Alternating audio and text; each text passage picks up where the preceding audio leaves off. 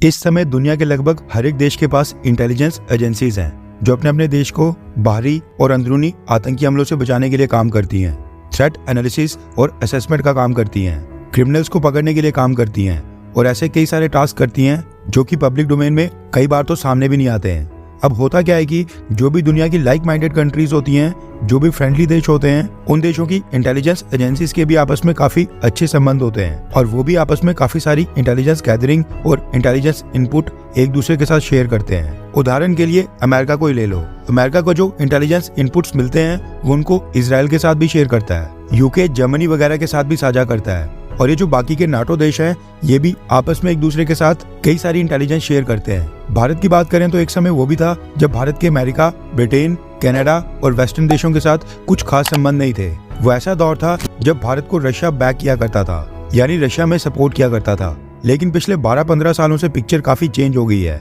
और स्थिति में काफी बदलाव देखने को मिल रहा है और जैसे जैसे भारत के अमेरिका और वेस्टर्न देशों के साथ संबंध अच्छे हो रहे हैं, हमारे डिफेंस टाइज मजबूत हो रहे हैं, ठीक उसी स्पीड में भारत की इंटेलिजेंस एजेंसीज भी अब अमेरिका और बाकी वेस्टर्न देशों की इंटेलिजेंस एजेंसीज के साथ मिलकर काफी क्लोजली काम कर रही हैं और ये देश हमारे साथ भी अब इंटेलिजेंस इनपुट्स को साझा करते हैं। वैसे तो दुनिया भर में कई सारी अलायंसेज हैं, लेकिन इंटेलिजेंस गैदरिंग और इनपुट शेयरिंग के मामले में एक बहुत ही प्रोमिनेंट अलायंस है जिसका नाम है फाइव आइज। इस इंटेलिजेंस अलायंस में Australia, Canada, New Zealand, United kingdom यानी कि ब्रिटेन और यूनाइटेड स्टेट्स यानी कि अमेरिका है और इन सभी देशों की एजेंसीज आपस में एक दूसरे के साथ कोऑपरेट करते हुए इंटेलिजेंस इनपुट को शेयर करती हैं, जिसके लिए इन पांचों देशों ने आपस में एक जॉइंट ट्रीटी को भी साइन किया है। इस अलायंस की शुरुआत 1940s में हुई थी। अब हुआ क्या कि भारत के फाइव आइज के पांचों देशों के साथ काफी अच्छे संबंध बन रहे थे, जिसके चलते इन पांचों देशों की इंटेलिजेंस एजेंसीज भी भारत के साथ काफी सारे इनपुट्स और इंटेल को शेयर किया करती थी। लेकिन अब खबर निकल कर आ रही है कि इन पांचों देशों ने अचानक से भारत को इग्नोर करना स्टार्ट कर दिया है और अब फाइव आइज के देश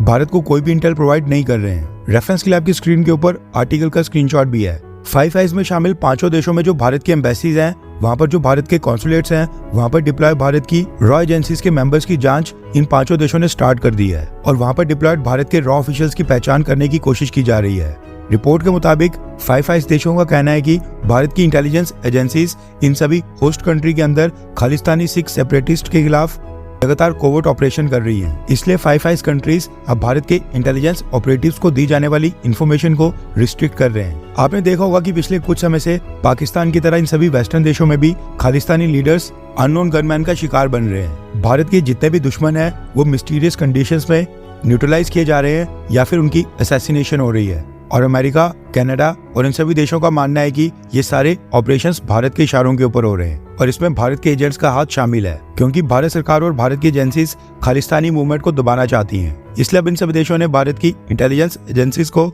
इग्नोर करना स्टार्ट कर दिया है और हमें दी जाने वाली इंफॉर्मेशन और इंटेलिजेंस को अब रिस्ट्रिक्ट किया जा रहा है। यानी जितनी जानकारी हमारी इंटेलिजेंस एजेंसीज को पहले दी जाती थी उसको अब सीमित कर लिया गया है। यानी ये देश चाहते हैं कि खालिस्तानी मूवमेंट इसी तरह से आगे बढ़ती रहे और भारत की सरकार और भारत की इंटेलिजेंस एजेंसीज इसके ऊपर कुछ करे भी ना। वैसे आपको क्या लगता है कि इसके बदले में भारत की सरकार को क्या करना चाहिए? नीचे कमेंट करके अपनी राय जरूर बताएं।